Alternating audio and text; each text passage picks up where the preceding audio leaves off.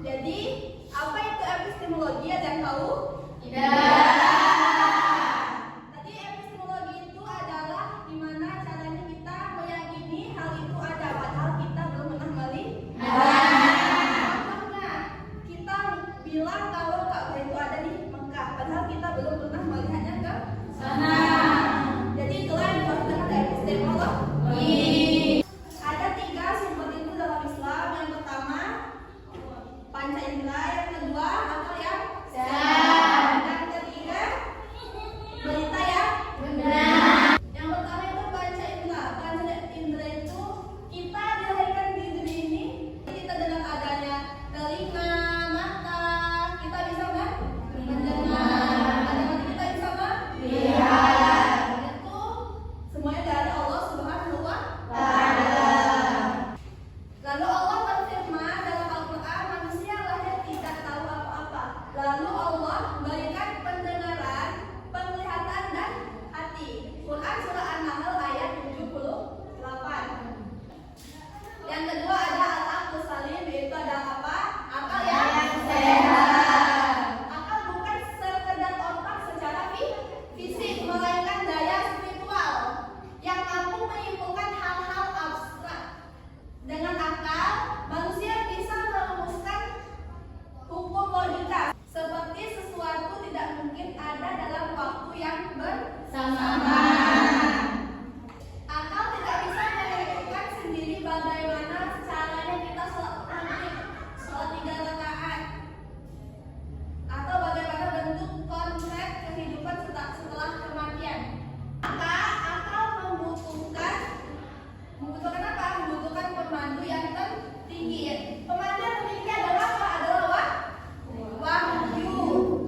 Yang ketiga adalah al-khabar as-shadiq, itu adalah berita yang benar. Ini adalah keunikan utama dalam epistemologi Islam yang runtuh di dunia barat. Barat membuat shadiq karena dianggap tidak empiris. Dalam Islam, khabar shadiq dibagi menjadi 2. Yang pertama adalah otoritas mutlak, yaitu yang dari wahyu. Yang kedua, otoritas transmisional, yaitu khabar al-mutawatir dan para ulama.